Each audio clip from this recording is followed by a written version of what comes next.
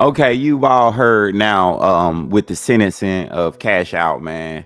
They threw the book at him. Now he was offered a plea deal, and I just want you to see briefly before we get into the whole plea deal situation. Check it out. This was his statement before the sentencing. I asked the court for what I'd like to ask the court to do. Can I have my client address the court? Thank you, Your Honor. All right. Okay, addressing the court is a procedure that everybody really has the right to, unless you forfeit that right by just not wanting to go up or by your behavior and losing that privilege. But everybody pretty much gets the right to address the judge before a sentence. And in most cases it doesn't even help you. Some cases the judge will like grant favor just by hearing you out, and a judge will ask you questions just to see your answers, and that may change a decision on sentencing. In this situation, I don't think it was helpful at all for Cash to try to do what he did in this situation, but we'll listen in to some of what he had to say. I want to start out by thanking you for giving us a fair trial. I want to thank the jurors for the amount of time that they put in to judge this trial. This time being on this trial, I was able to see how the jurors are put in a tough position to, sit there and judge someone's life. And man, the smacks at the end of his statements is not doing him any favors. It's a hard decision, and I felt like they made the wrong judgment. I've done things in my life. I'm not perfect, but the things I've been accused of, I know that I haven't done those things. I know it's typical for a person to come up here and, crimes that they have done, but I can only show remorse to the people that I know that was in this trial, which is not remorse on behalf of like I did anything to them, because if you know me and people who really know me know that I wouldn't force anybody to do anything. Now, I just think he shouldn't have talked. I just think he shouldn't have got up there. I don't think it would have mattered.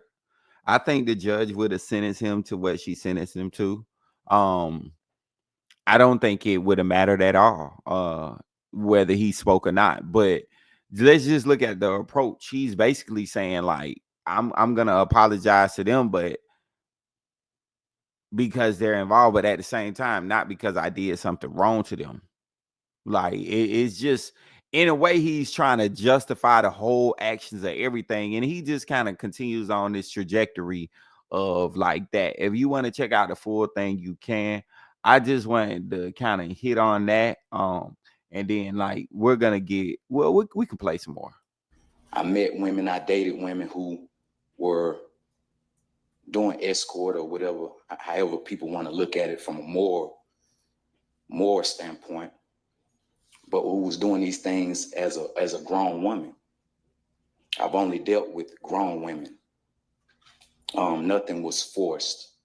Nothing was coerced or anything of that nature. If you notice before this trial, no woman can say anything about me before this trial. If you notice before this indictment, no woman can say anything about me before this indictment. I get the situations that people are put in when they're faced with a certain type of crime or a certain type of time, and they're bullied into this situation to put the blame on someone, or to put the blame on Cash Out, or to put the blame on someone who's at the top. That's why I didn't really fault them for their decision. I didn't fault for making her decision during a proffer. She just had a child. Mind you, she was just on video call. Okay, that's enough. But yeah, Cash Out ain't doing himself no favors, man. He's not doing himself any favors because, like, just if you just think about the logic of what he's saying, it's like, you know, can't nobody's even his body language when he speaks, how he kind of motions forward a little bit. Man, I'm telling you, man, the judge, everybody peeping at all of that. They're saying, man, this guy even talk aggressive. Like, I can imagine what those girls are going to the smacking at the end of the statements. Like, man, he making himself like it look like a pimp named Slickback out there. Like, they like, man, nah, man, this man is exactly who these folks saying he is, as far as like just based off the way he's approaching this and everything like that, right? This hand. You ready? Okay. All right. Ladies and gentlemen, during the course of this trial, the court heard and viewed evidence demonstrating the very worst of human behavior toward other human beings. The jury verdict in this case reflects that the state met its burden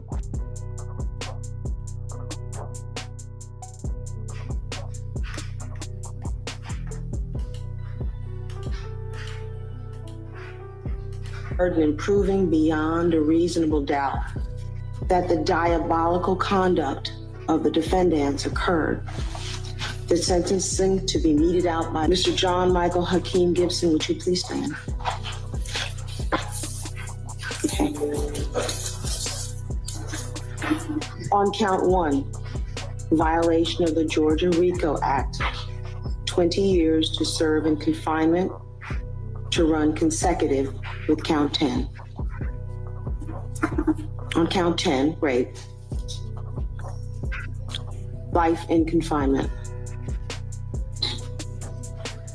Count 12, aggravated sodomy, life in confinement to run concurrent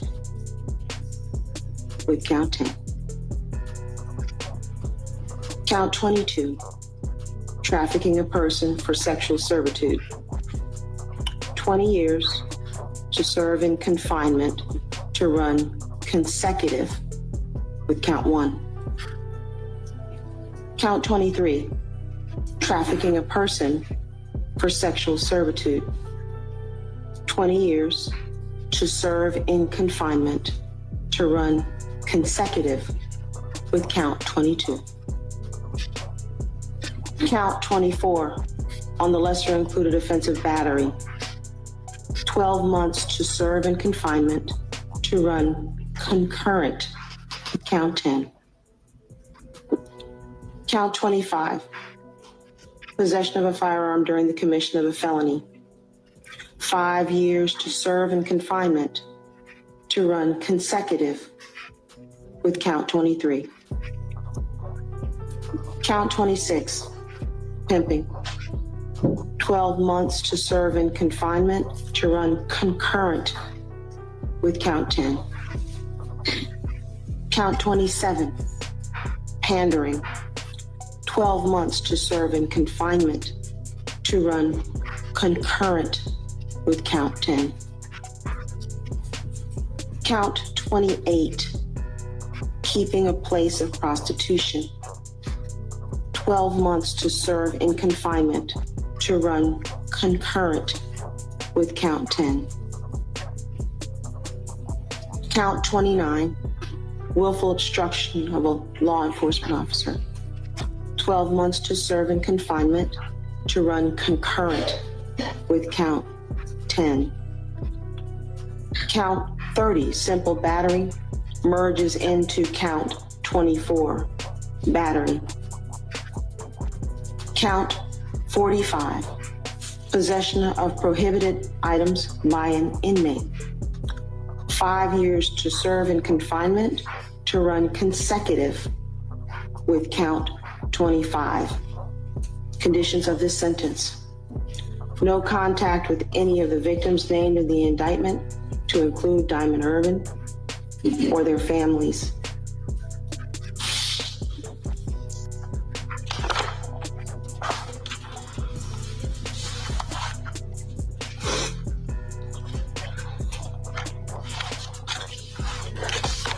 You are to register as a sex offender. You are to stay away from 737 Alfred Road in Atlanta. You are to stay away from the Mezzo condominium, 2171 Peachtree. You are to stay away from the St. George's Commons address, and you are to stay away from the Fulton Industrial Boulevard corridor.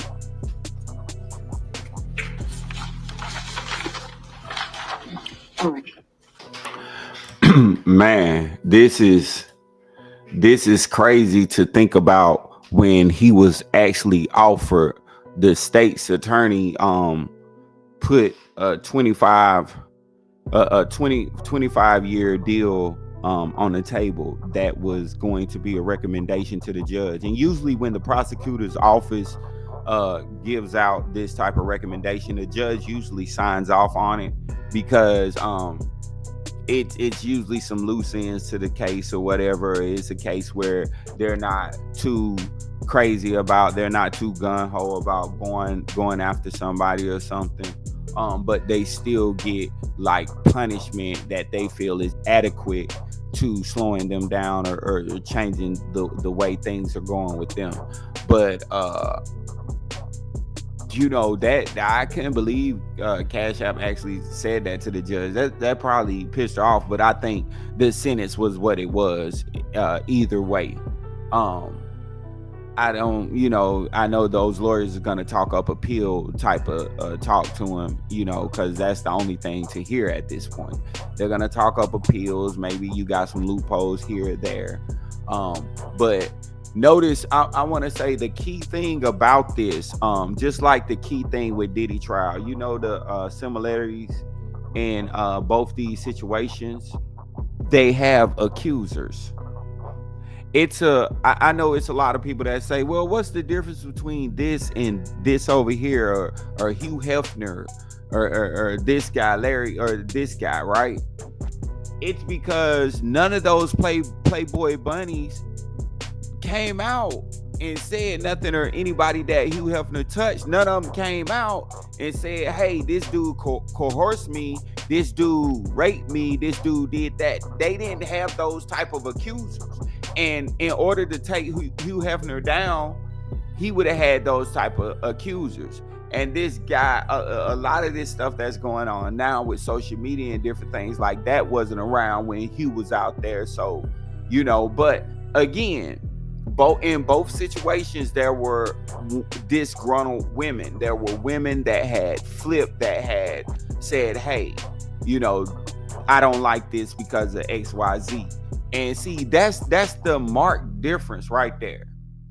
And it like with Cash Out being so with him being able to have connections and ties to the industry, it was so many ways he could have went about like having girls. Like Floyd Mayweather came out and just bought a strip club and just started having, like, it was so much that he could do if he wanted to have girls and be around girls and have it in a way where it was professional, where it was nobody coming there that did not quite know if they really wanted to do it. No, you need to deal with somebody who really was about that life, really wanted to do that life, and just leave from there and let them have their own money, let them keep their own bank accounts, and just have something where it's like that. Because and if it wasn't like that, you was doing all types of stuff. It's text messages where you don't threaten the girl, where you don't said this, no matter if you felt like you just gave her 10 racks the other day and then she just said, oh, she don't want to do nothing. No matter that, it's these type of horrendous text messages out there and stuff like that. So you have to take the plea deal if they got your feet to the fire in this manner. But let me know what you guys think. Make sure you like, comment, and subscribe. We out.